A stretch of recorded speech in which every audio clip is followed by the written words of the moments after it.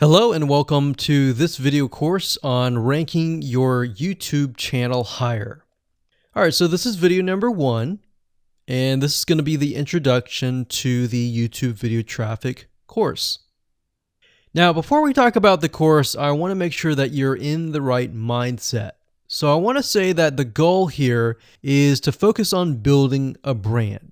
If you can start thinking that way, you're going to have a long-term strategy which will actually help you not only in the YouTube traffic and getting ranked on YouTube and getting natural organic traffic and all of that, but it'll also help you in many other ways as well. Now, while that may not make a lot of sense right now, it will in just a second. Now, this is not about throwing hundreds or even thousands of backlinks at your YouTube channel properties or videos.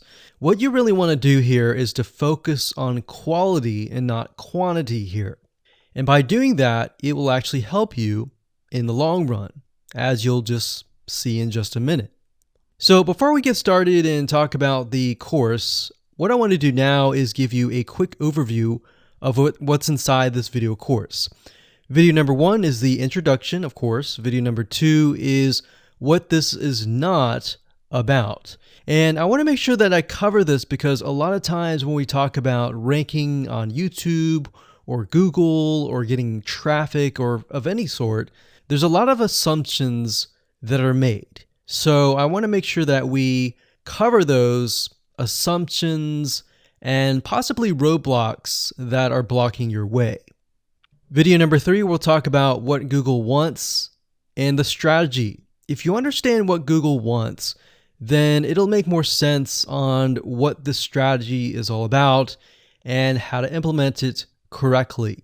Video number 4, we'll talk about the ring, which is the strategy here. And of course, video number 5, we'll talk about how to automate the ring. Video number 6, we'll talk about account creation. And video number 7, we'll talk about how to outsource the account creation and the very tedious process of building the ring. And of course, video number 8, we'll talk about testing this out. And while that might seem a little bit simple, it really is and does take some time to make sure that everything works. So with that said, let's talk about getting started and what you're going to need. You're obviously going to need a product or service to sell. You're going to need to have a YouTube channel. You're going to definitely need to have money to outsource. If you do it yourself, it's going to take about a week or sometimes 2 weeks. But once it's set up and is good to go, then everything is automated. But at the end of the day, your time is valuable, so I recommend just outsourcing this process. But knowing how everything works and all of that will allow you to teach whoever you outsource this to, or you can pick and choose people that we will recommend that we have used personally to set things up for you as well. So with that said, let's move on to video number 2. Hello and welcome back. This is video number 2, and we're going to talk about what this is not. One of the biggest mistakes that we see a lot of people make is they assume that they know certain things, they know the strategy, they bring in what they already know and what they've seen work, and automatically assume that that is what the strategy is about. But by doing that, what ends up happening is we see that people set themselves up for failure. And we don't want that for you. We want you to be able to succeed as much as possible. So that's why I'm covering what this is not. All right. So to ensure that you're able to successfully implement this strategy, we want to discuss things that you do not want to do. So as I mentioned earlier in the previous video, this is not about throwing hundreds or even thousands of backlinks at your YouTube channel or at your properties. In fact, YouTube has become very, very smart in figuring out if you are actually gaming the system. So what we're trying to do here is think of a strategy that works long term. So you want to focus on quality and not quantity here. It's better to get a few backlinks that are of quality rather than getting thousands of backlinks that don't even relate to your content. And we're not talking about automated softwares either. So like I said, Google's very smart in figuring out how to detect fake backlinks or computer-generated backlinks. They're able to detect patterns. So what you're trying to do here is not follow any sort of pattern whatsoever. You want to make sure that it looks natural as possible, because otherwise Google will penalize you in the future. May not be this month, may not be this next year. It may be the 2 years later kind of thing, or it might be even this month. So what you really want to do is focus on a long-term strategy that is going to last. Now, obviously, we're not going to know exactly if the strategy is going to last or not, but part of the strategy is figuring out what Google wants and fulfilling that. Now, one secret to knowing whether a strategy will last or not is to ask yourself these questions. So this strategy, along with other strategies, you should ask this question over and over. Is this a shortcut? And does this seem spammy? And best of all, will this upset your visitors? So the people that are coming to your YouTube channel via google.com or any other site, is this going to upset them? Because if it does, then guess what? Google is not going to like what you're doing, because they care more about the people that go to Google or go to YouTube and type in a keyword. They care more about them because they are who they are catering to, essentially. So now that that is out of the way, let's discuss what Google wants, which is really the crucial step in understanding why the strategy will work. So now that you have an idea, don't upset the visitors. If it's spammy, if it's a shortcut, this is going to upset them, right? So what is it that Google wants in relation to this? Well, we'll talk about that in the next video. Hello and welcome back. This is video number 3, and this is all about what Google wants and the strategy. Now, we don't know exactly whether this is true or not, but based on the data that we have seen and based on the data that not only has worked for us, but for many others, is that Google likes brands. Now, it's not necessarily that they are particularly liking brands because brands make a lot of money or anything like that, but what we've realized are certain variables that make a brand stand out. So they don't exactly go out and tell people that they like brands, but based on the data that we have seen brands rank better. So why is that? Why is it that Google seems to rank brands better? It's because brands last long term, and they oftentimes provide value. Remember, going back to what makes the visitors happy, it's the value that they are offering, right? At least the majority. So you'll notice that brands tend to have a really good following of fans that love their content. So why is that important? Well, their concern isn't really necessarily the brand, but giving people that are searching certain keywords on Google or YouTube, giving them what they want. Now, you'll notice that brands attract a consistent following as well.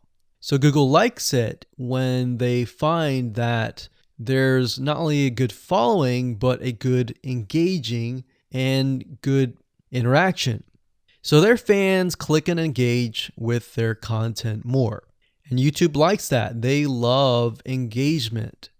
If you take a look at videos that rank really well, you'll notice commonality. And you'll notice that they have a lot of likes, they have a lot of comments. Essentially, they have engagement. And engagement is essentially the currency of YouTube. So whether somebody gets a bad comment or a good comment, a comment is a comment. A comment essentially, if you think about it, is worth about $1. Now, we're just saying that because it's like currency, engagement. Now, this means there is a higher CTR, or in other words, click-through rate. So if you have fans that really love a specific brand, they're most likely going to come back over and over again, right? So higher engagement is what Google likes to see. Higher engagement means that the fans really like the content. So this is based on the data that we have received and based on the data that we have observed. So the strategy here is to make sure that you look like a brand and you do backlinking like a brand. Make sense? So what does backlinking like a brand look like? Well, if you think about the visitors that are coming to that brand, they are looking at it, they're engaging with it, they're sharing it with their friends. Now, like I said earlier, there's no exact this is the way it is, but based on the data that we have gathered over the years and what we see what works and what hasn't, we can safely say that looking like a brand will be better for your YouTube channel. And of course, gathering a fan base and a good following that is interacting with your content is also key. Now, if you look at brands, they have many social properties besides YouTube channels. They've got Facebook.com, they have Twitter, they have Snapchat, and more. So it only makes sense for your brand to have the same properties in your brand name and interlinking to each other, right? So let's say, for example, that you upload a video to YouTube. Then it's going to make sense for you to post that same YouTube video or share it via Facebook, Twitter, Snapchat, and more. So essentially, we're interlinking them together. And that kind of brings us to this strategy, which is the ring. You're basically interlinking everything together. So like I said, for example, you post a video on YouTube, it needs to be pushed to Twitter, your Facebook fan page, and other social properties. And fortunately, because everything is going to be automated, once you do that, it will trigger and it will automate the whole process. So it makes sense because your fans will be located at these different social properties. So some people will be at Facebook, some people will prefer Twitter, and some people will prefer maybe Snapchat or Instagram and other social properties. But if you think about it, it sounds very time consuming and tedious, right? And yes, it is, but once everything is set up, it will actually make your life a lot easier. But like I said, don't worry, we're going to show you how to speed things up with a few dollars. So with that said, let's move on to video number 4. Hello and welcome back. This is video number 4. And we're going to talk about the ring, which is the strategy.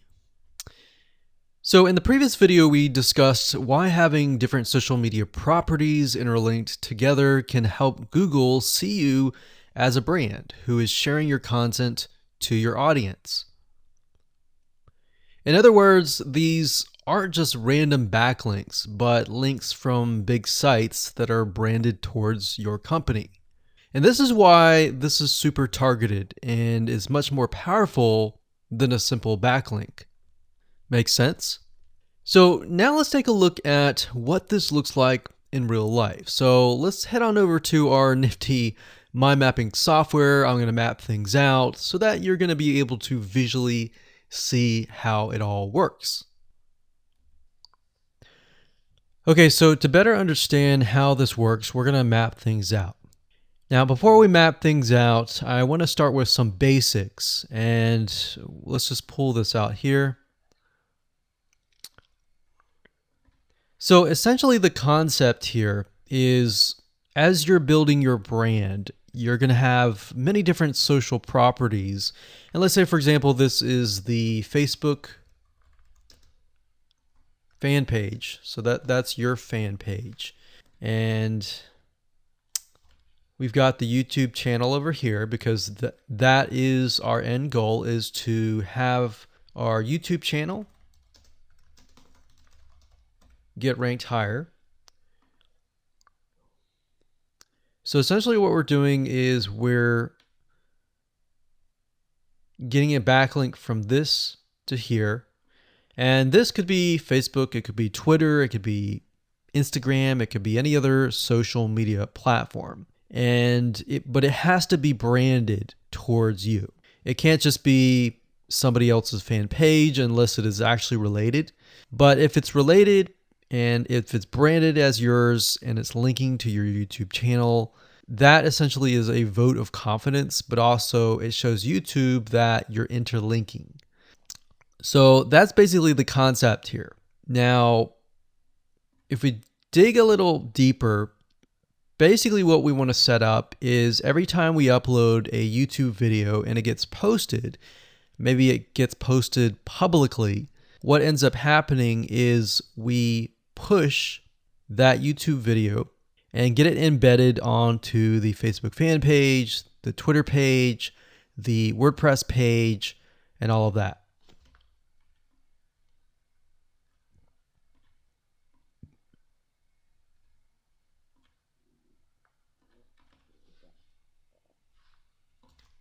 So we'll put Twitter.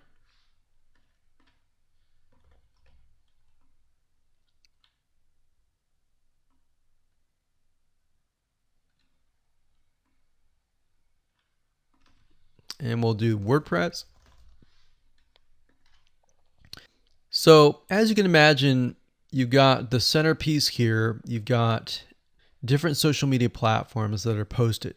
Now, there isn't necessarily a set rule where you have to post it to X amount of social media properties. It can be 5, it can be 10, it could be 20, it could be different social media platforms. But in order to execute this and get it correctly, you will need to make sure that the platform that we use to automate this process actually supports that specific social media platform. So essentially this is what works, and this is basically what it is. So obviously in order to get this to work, you'll need to have a YouTube channel, you'll need to have the Facebook fan page, you'll need to have all these items in hand. So you'll need to have the username and password and all that. And we'll talk more about account creation later, but I just wanted to give you kind of a gist of what everything looks like and the visual map of it all. Hello and welcome back. This is video number 5. We're going to talk about how to automate the ring. Now that you understand how everything is interlinked, how everything is connected, and how you can kind of be creative and make your own ring. So after viewing the previous video, you can imagine how tedious and overwhelming it is to have to maintain the ring, much less get it set up yourself. But lucky for you, there is a way to automate it once you have set things up. It's getting things set up is the tedious process. Now, there's a software platform called IFTTT, and there's another one called Zapier.com that allows you to automate the process of moving content all around your social properties. So you could take a YouTube video and have it pushed to your WordPress site. And by pushed, I mean have it embedded on your WordPress site and then have it shared on your Facebook fan page, your Twitter page, your Instagram, and all of that. So you have essentially what we call triggers that whenever the trigger happens, then something else happens. So what IFTTT stands for is if, then, this, that. So if this happens, then what kind of deal. Now, between the two, Zapier will cost you a lot of money after a while. A lot of times they'll give you some free triggers and zaps, which is what they call it. And beyond that, it will cost money. Whereas with IFTTT, it's just as good, but it's free. So let's hop on over and show you how IFTTT works. Okay, so if you head on over to ifttt.com, that's ifttt, 3ts.com, you'll see this page. You can go ahead and create an account, and you'll find a lot of really cool, interesting triggers, is what we call it, in ifttt. So what a trigger is let's say you upload a YouTube video, and then the system detects that the video has been uploaded.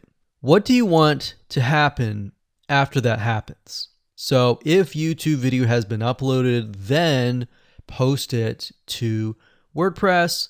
Then after that, take the post on WordPress, maybe post it elsewhere, or post the YouTube video to Twitter, and so forth and so forth. So as you can imagine, this does get tedious, but if you map things out, if you know ahead of time what it's going to look like, then you can simply look at it and say, okay, I'm pointing YouTube to Twitter. So anytime video has been uploaded to YouTube, then it simply gets pushed or embedded into Twitter. So we need to make a IFTTT trigger for that. So to do that, it's very easy. All you have to do is go to My Applets up here, and you can do a search for applets. Now services over here, I'm not going to click that, but this tab here allows you to essentially connect to all of the services that you're going to be using. So for example, as you can see here, I've got Tumblr to Weebly, RSS to Google Drive, a YouTube like to OneNote, YouTube like to Facebook page.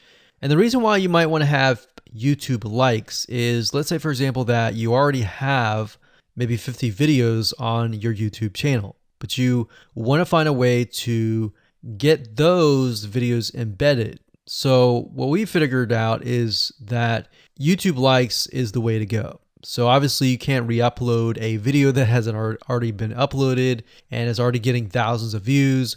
The way you go about it is create a YouTube like trigger so that you can simply like it, and then it gets posted to throughout your network.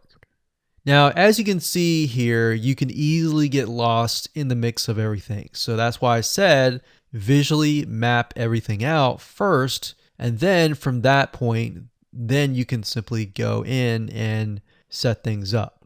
So like Blogger to Weebly, YouTube to Facebook, YouTube to Blogger, YouTube to Instapaper, YouTube to DIIGO, YouTube to Google Plus page via Buffer, and all that. And we got YouTube to Tumblr, YouTube to Twitter. So it can go on and on and on if you really want it to, or you can simply pick and choose what you want and what you don't want and go from there. Now, in order to turn them on, you can simply click here to turn them on. But for the sake of just showing you, this is what it looks like.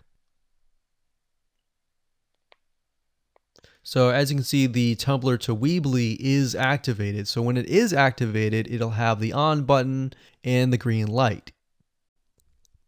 Hello and welcome to video number 6, and we're going to talk about account creation. Okay, so obviously in order to set up the IFTTT ring, you need to have accounts for all of your branded social properties. So in other words, you need to have the username and password for Facebook, for Twitter, for all the other social media properties. Now, obviously, if you already have some, then great. You don't have to create those. But for the ones that you do not have, you want to be able to create those. Now, while that does sound very simple, there's a few things that you really need to focus on. So to make sure that you're successfully able to do this without risking your accounts being closed, and that does happen, we're going to cover a few things that you must do with all of your accounts.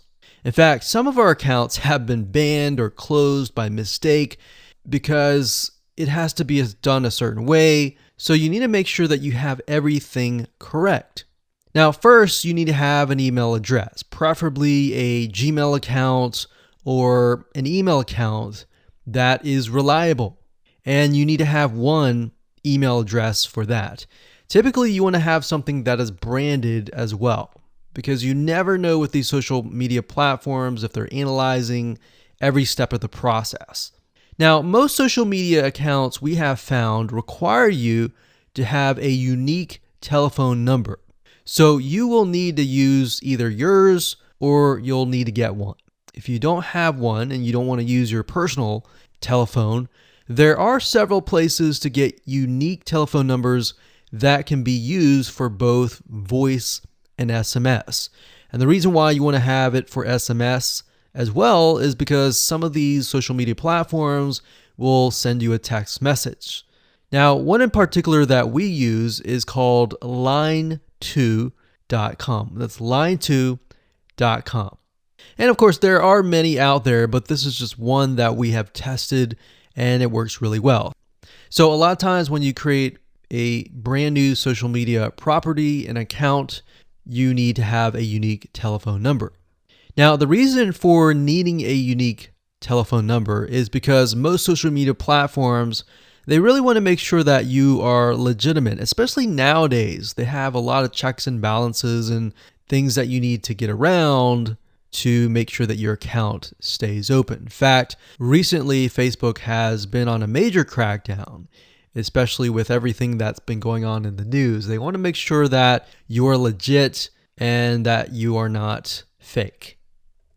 Another thing is you'll also need to have a short bio, a description about your business, your website URL, a picture that is yours, and a professional, or if you don't have your picture, you can use a professionally royalty-free stock photo.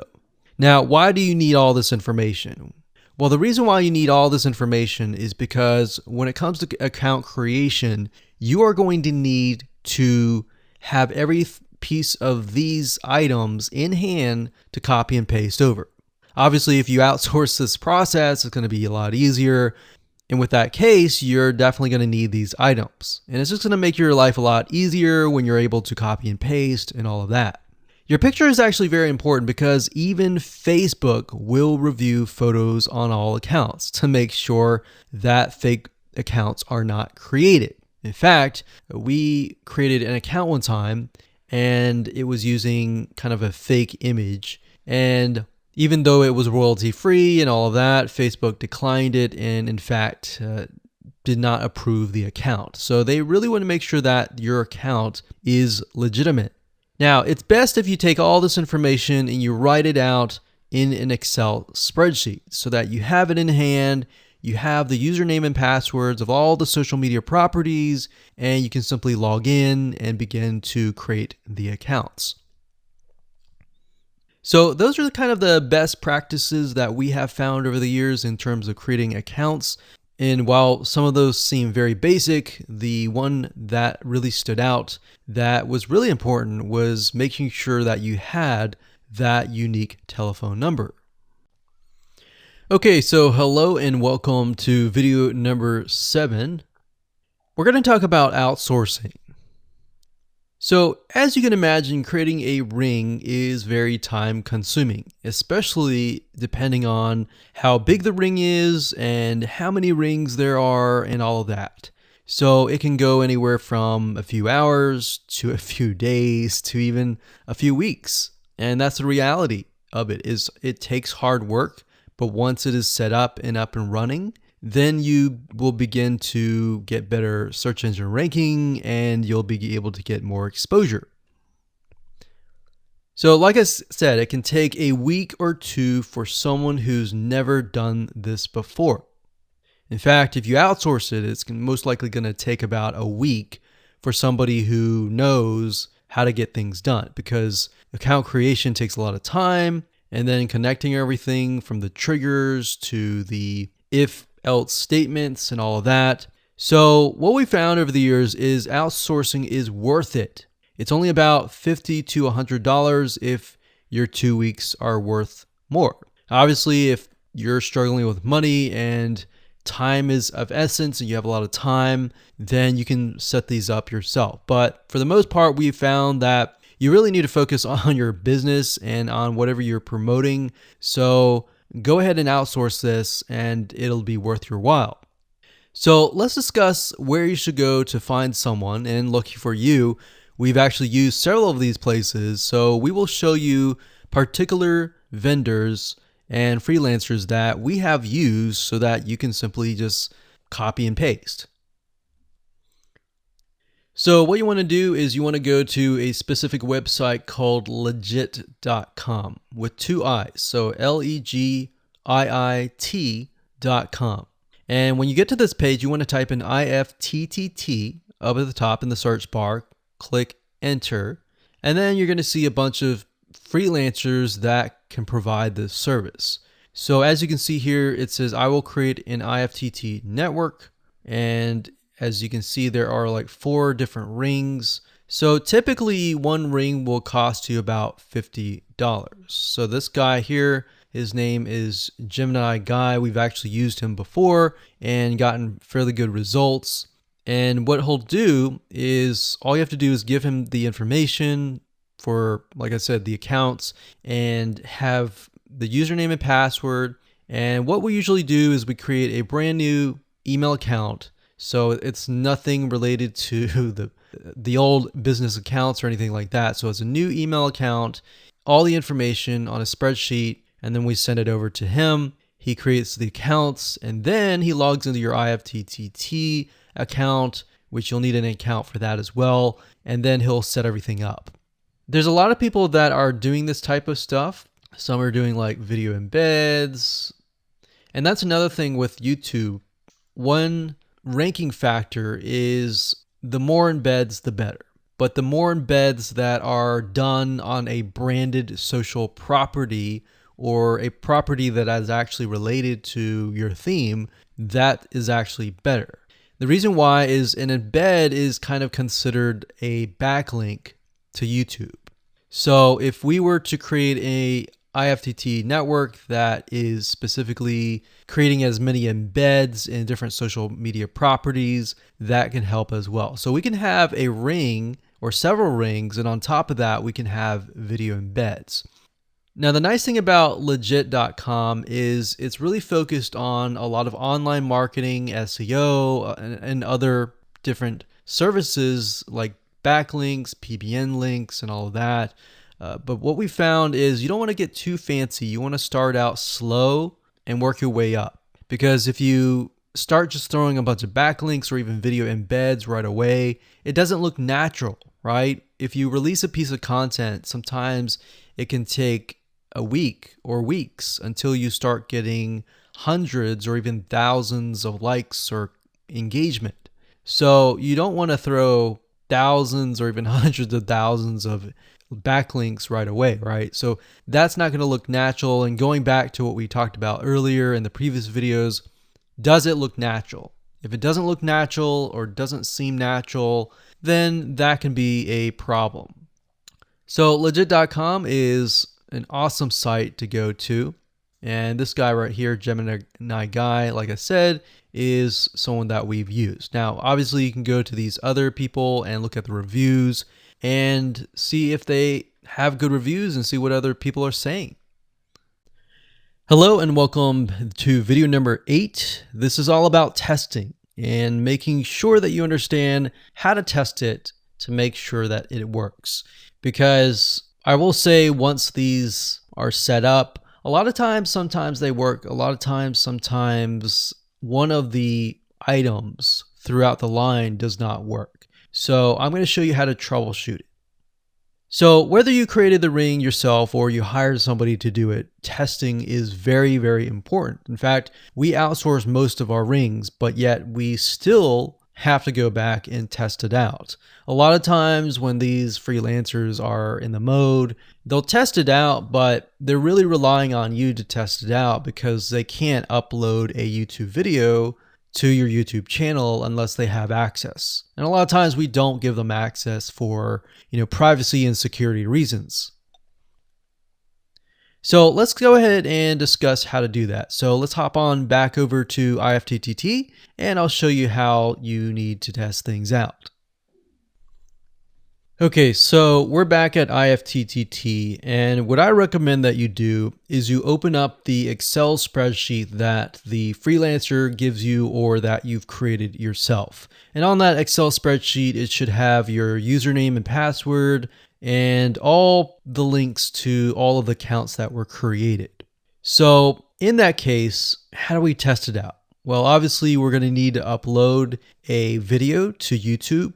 Now, I'm not going to do that now, but if you upload that, everything should work throughout the network. So the way you can test things out is simply by going to the websites that are in the Excel spreadsheet.